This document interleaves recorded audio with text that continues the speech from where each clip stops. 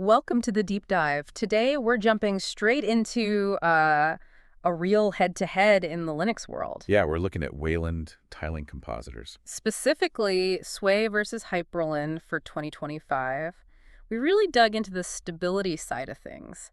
Which one can you actually rely on when things absolutely cannot break? Right, and what's really interesting here, I think, is that it's not just like a simple feature comparison. It's more philosophical almost, for the technical user anyway. Okay, so. Well, are you looking for something that's just completely rock solid, totally reliable?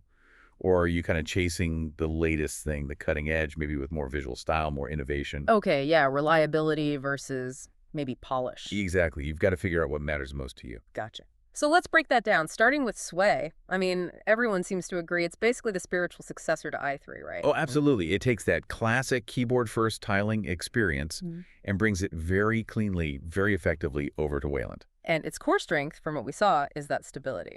Definitely. It's built on roll roots, which is quite strict about sticking to Wayland standards. It focuses on simplicity, minimal dependencies. Which means? Which means it's incredibly stable, it runs lean, doesn't hog resources, and honestly, reports of crashes or serious bugs are, well, they're pretty rare.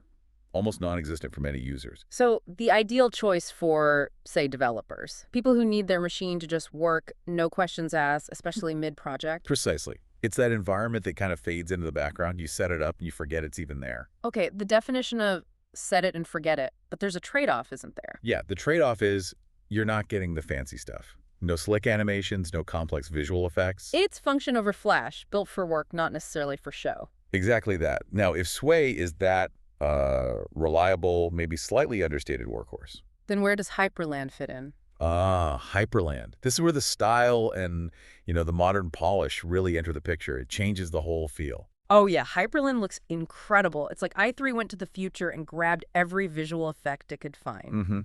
You've got smooth animations, blur effects that actually look good, rounded corners, desktop gestures built right in. It's a massive visual upgrade for that tiling workflow. Almost feels different. It really does. And, Yeah. We saw some debate in the forums. Is this just eye candy or does it actually help? Good question. Do those smooth transitions and gestures actually improve workflow? Some users argue yes. They feel it makes context switching faster, maybe more intuitive. So the visual appeal could translate to an efficiency gain for some people. Interesting. So it's not just for looks, No. but pushing boundaries like that often comes with a but, right? What's the stability situation? And that's the big caveat, that power, that visual flair. It can come at a price. Stability is the main concern we saw highlighted. Hyprland is definitely improving. The devs are working hard, but it's still, an evolving project. What kind of issues are people running into? The most common pain points seem to be around complex multi-monitor setups or systems using NVIDIA graphics cards, which can be tricky on Linux sometimes anyway. Right. People report things like random crashes or weird display glitches, Windows getting stuck, things needing a session restart just to get back to normal. Ooh. So you're treating that rock-solid certainty of Sway for this high-speed innovation, but that means you might need to tinker sometimes and maybe face that gut punch moment when things just stop working. That's the trade-off in a nutshell. Yeah. The Hyprland developers are pushing updates, constantly making it better all the time, but yeah, you need a higher tolerance for the occasional hiccup compared to Sway's, frankly, almost boring stability. Okay, so pulling it all together, the comparison seems really clear-cut. It is. The final verdict really comes down to your personal priorities. If you need pure stability, predictable performance, absolute reliability, Sway is the winner.